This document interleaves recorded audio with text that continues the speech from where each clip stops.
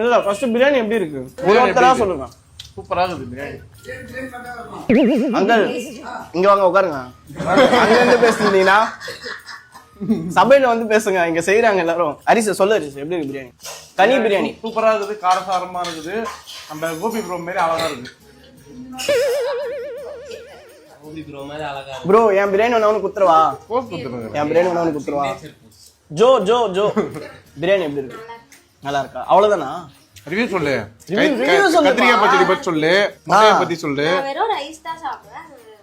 Piece எகிட்டேரியனா? அப்படின்னா முட்டை மட்டும்.